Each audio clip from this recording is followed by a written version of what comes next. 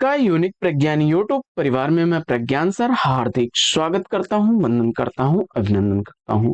प्यारे साथियों, पाठचर्या होने वाली है काफी महत्वपूर्ण, क्योंकि आज की इस पाठचर्या में करने वाले हैं हम लोग हिंदी साहित्य के प्रमुख कथनों पर आधारित वस्तुनिष्ठ प्रश्नों का वस्तुनिष्ठ अध्ययन। और यह प्रैक्टिस सेट हल करना प्रारंभ करें इससे पूर्व अगर वीडियो को पहली बार देख रहे हैं तो आज चैनल पर नए हैं तो कृपया चैनल को सब्सक्राइब, वीडियो को लाइक और शेयर करना बिल्कुल न भूलें। आपके लाइक शेयर सब्सक्रिप्शन से हमको मिलता है पुनर्बलन ऐसी ही पाठचर्या प्रतिदिन लाने के लिए। मुझे उम्मीद है कि अपना प्यार दुलार स्नेह देंगे और वीडियो को ज्यादा से ज्यादा लाइक और शेयर करेंगे। तो बिना समय गंवाए प्रारंभ करेंगे आज की इस पाठचर्या को और देखेंगे पाठचर्या में प्रैक्टिस सेट का पहला।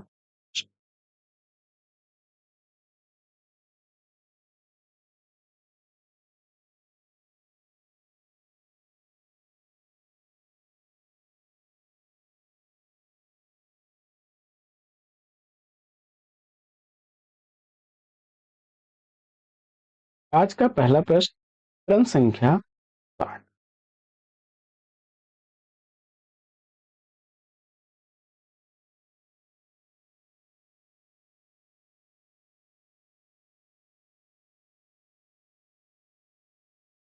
कबीर के निर्गुण पंथ का आधार भारतीय वेदांत और सूफी कवियों का प्रेम तत्व है, यह कथन किसका है?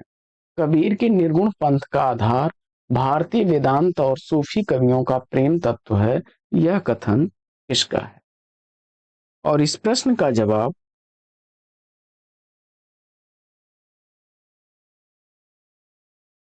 आपने सेलेक्ट कर लिया होगा आचार्य रामचंद्र शुक्ल जी को। बिल्कुल सही जवाब विकल्प सी। बढ़ते हैं आगे और देखते हैं अगला।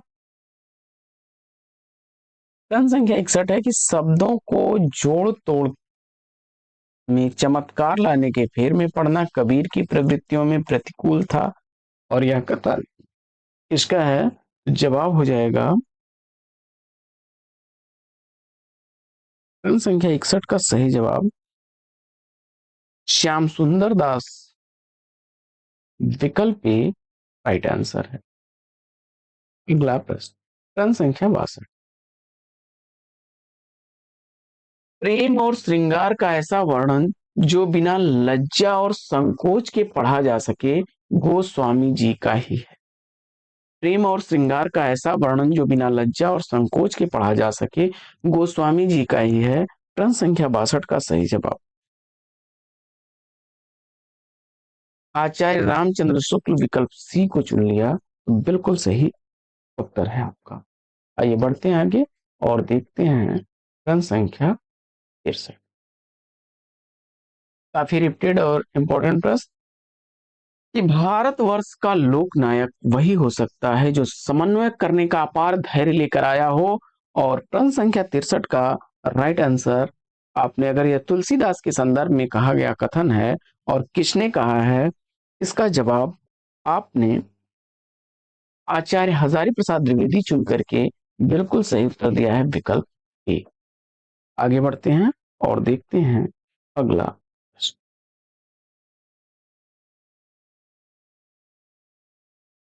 अगला प्रश्न है प्रश्न संख्या 64। यह सूचित करने की आवश्यकता नहीं कि नसूर का अवधि पर अधिकार था, न जायसी का ब्रज भाषा पर।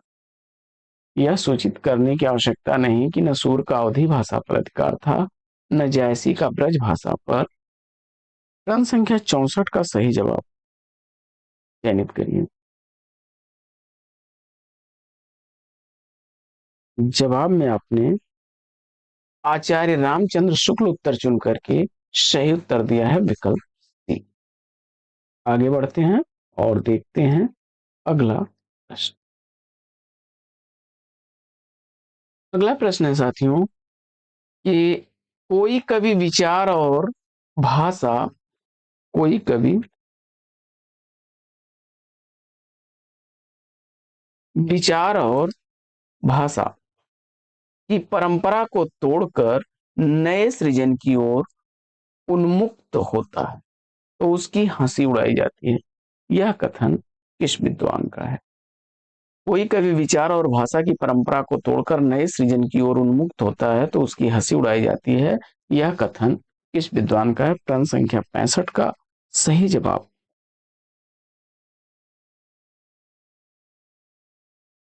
सुदामा पांडे धूमिल को चुनकर के विकल्प डी का चयन किया। बिल्कुल सही जवाब पर हैं आप। साथियों, अगर वीडियो से संबंधित पुस्तक का आप पीडीएफ प्राप्त करना चाहते हैं अथवा प्रिंटेड बुक प्राप्त करना चाहते हैं तो इसके लिए आप हमें जो है व्हाट्सएप पर मैसेज कर सकते हैं। पीडीएफ प्राप्त करने के लिए आप टाइप करिए पीडीएफ 99 और इसके लिए आपको 94 15 94 0501 पर व्हाट्सएप कर लेना है। पीडीएफ के लिए एक आपसे सहयोग धनराशि अपेक्षित है 99 रुपए की, जबकि प्रिंटेड बुक अगर आप प्राप्त करना चाहते हैं तो इसके लिए आपको टाइप करना होगा हिंदी HINDI 2024 और इस कोड के लिए आपको जो है प्रिंटेड बुक के लिए एक सहयोग धनराशि 259 रुपए की पेमेंट करनी होगी। साथियों, अगर आप इच्छुक हैं तो इस नंबर पर व्हाट्सएप कर सकते हैं, अन्यथा अपनी पाठचर्या को कंटिन्यू रखिए और बढ़ते हैं पाठचर्या में हम लोग आगे। तुलसी गंग दोऊ भय सुकविन के सरदार। तुलसी गंग दोऊ भय सुकविन के सरदार। यह पंक्ति, यह कथन किसका है? प्रश्न संख्या 66 का सही जवाब आपने विकल्प ए भिखारी दास को चुन लिया तो राइट आंसर के साथ है। अगला प्रश्न, छायावाद व्यक्तिवाद की कविता है। छायावाद व्यक्तिवाद की कविता है जिसका आरंभ व्यक्ति के मौत को स्वीकार करने और कराने से हुआ। छायावाद व्यक्तिवाद की कविता है जिसका आरंभ व्यक्ति के मौत को स्वीकार करने और कराने से हुआ है। इसका सही जवाब क्या होगा?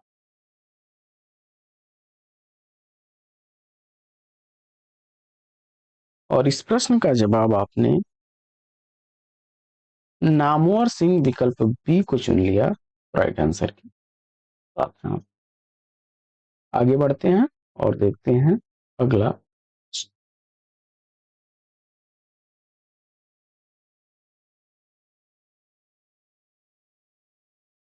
अगला प्रश्न है, प्रगतिवाद समाजवाद की ही साहित्यिक अभिव्यक्ति है। प्रगतिवाद समाजवाद की ही साहित्यिक अभिव्यक्ति है। यह कथन किसका है? प्रश्न संख्या 68 का सही जवाब डॉक्टर नगेंद्र को चुना आपने तो राइट आंसर है। आगे बढ़ते हैं और देखते हैं अगला। अगला प्रश्न है, भारतेंद्र युग का साहित्य जनवादी इस अर्थ में कि वह भारतीय समाज की पुरानी ढांचे से संतुष्ट न रहकर उसमें सुधार भी चाहता है। भारतीय युग का साहित्य जनवादी इस अर्थ में कि वह भारतीय समाज के पुराने ढांचे से संतुष्ट न रहकर उसमें सुधार भी चाहता है। यह कथन किस विद्वान का है? उत्तर में आपने रामविलास शर्मा को चुना। विकल्प सी रामविलास शर्मा राइट आंसर है। आगे बढ़ते हैं और देखते हैं अगला। प्रश्न संख्या 70, बिहारी की भाषा चलती होने पर भी साहित्यिक है। यह कथन किसका है? प्रश्न संख्या 70 का सही जवाब चयनित करिए। काफी इंपॉर्टेंट प्रश्न है और परीक्षाओं में रिपीटेड प्रश्न है। बिहारी की भाषा चलती होने पर भी साहित्यिक है। यह कथन किस विद्वान का है? प्रश्न संख्या 70 का सही उत्तर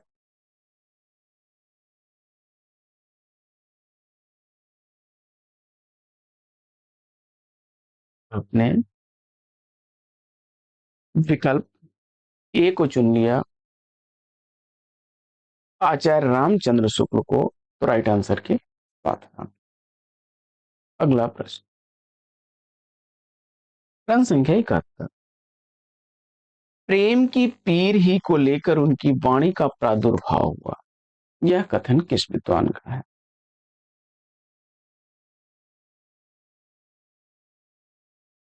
उत्तर में आचार्य रामचंद्र शुक्ल चुन करके आपने सही जवाब दिया है विकल्प डी। आगे बढ़ते हैं और देखते हैं अगला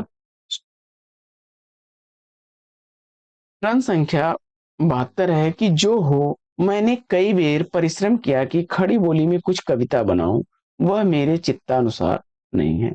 जो हो, मैंने कई बार परिश्रम किया कि खड़ी बोली में कुछ कविता बनाऊं, वह मेरे चित्तानुसार नहीं है, यह कथन इस विद्वान का है। और जवाब में आपने, मुझे उम्मीद है, सेलेक्ट किया होगा किसको? भारतेंदु हरिश्चंद्र जी को चुन करके आपने सही जवाब दिया है विकल्प बी। बी विकल्प इज राइट आंसर। अगला प्रश्न, प्रश्न संख्या 73, आज की कविता को जांचने के लिए जो अब समुच प्रयास के रजत पास से मुक्त हो चुकी है, यह कथन किसका है?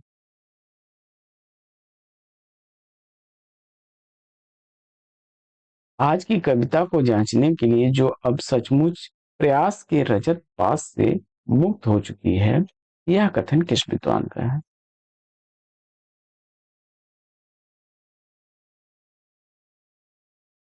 उत्तर में आपने राम स्वरूप चतुर्वेदी जी को चुना, तो विकल्प बी के साथ आप राइट आंसर के साथ आगे बढ़ते हैं और देखते हैं अगला प्रश्न।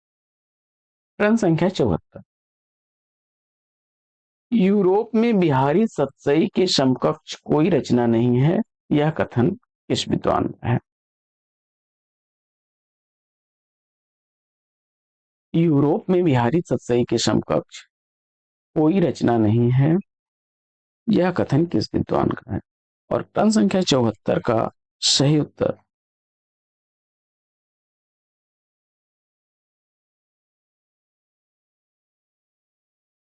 जॉर्ज अब्राहम ग्रियर्सन महोदय को चुन लिया, तो विकल्प सी राइट आंसर है। आगे बढ़ते हैं और देखते हैं अगला प्रश्न, काफी रिपीटेड प्रश्न है और बहुत ही आसान सा इसका जवाब होगा कि भाषा बोली न जान ही जिनके कुल के दास, भाषा मो कविता करी जड़मत के सौदा। यह पंक्तियां किसकी हैं?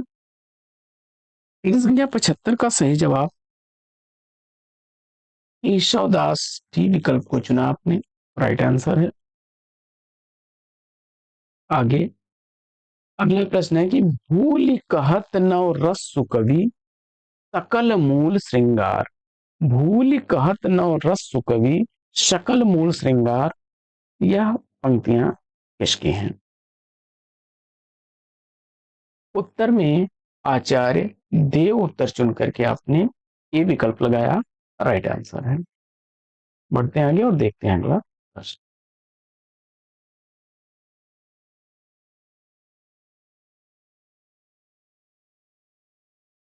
अगला प्रश्न है, आल, आलोचना का मूल तत्व है अच्छी कविता के चयन की और बुरी कविता के त्याग की क्षमता। आलोचना का मूल तत्व है अच्छी कविता के चयन की और बुरी कविता के त्याग की क्षमता। प्रश्न संख्या 77 का सही जवाब आपने टी.एस. इलियट महोदय विकल्प सी को चुन लिया, तो राइट आंसर। आगे अगला प्रश्न है कि लोक हृदय में लीन होने की दशा का नाम रस दशा है। लोक हृदय में लीन होने की दशा का नाम रस दशा है, यह कथन किसका है? प्रश्न संख्या 78 का सही जवाब आचार्य रामचंद्र शुक्ल को चुन करके आपने सही जवाब दिया है विकल्प डी। अगला प्रश्न, अगला प्रश्न है कि साहित्य का चरम मान रस ही है, यह कथन किसका है? 79 का सही जवाब सुमिंद्रानंदन पंत विकल्प ए राइट आंसर है। आगे बढ़ते हैं और देखते हैं अगला प्रश्न। प्रश्न संख्या सी,